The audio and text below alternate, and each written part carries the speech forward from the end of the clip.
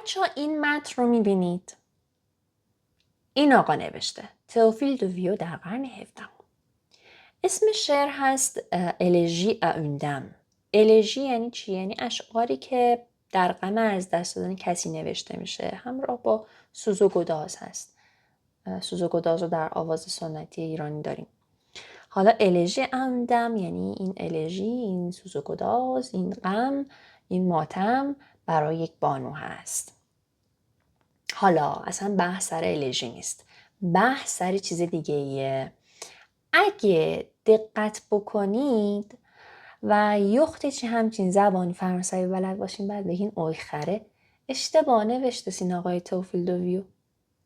نصفی این متن نمره نمیگیره، آیشون مردوده.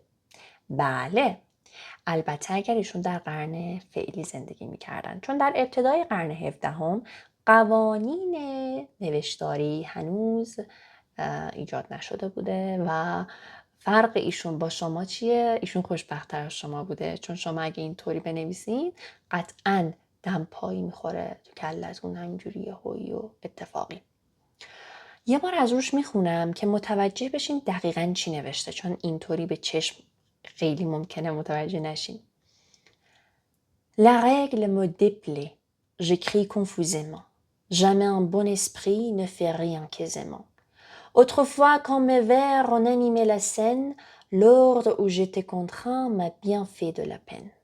Ce travail important m'a longtemps martyré. میبینید؟ La règle رو این روزا این شکلی می نویسیم. j'écris رو اینطوری می نویسیم. j'étais رو به این شکل می نویسیم و فه رو به این شکل. پس میتونیم بگیم آقای تئوفیل دوویو از شما خوشبخت‌تر بوده، چون هر جور دلش می‌خواسته می نوشته.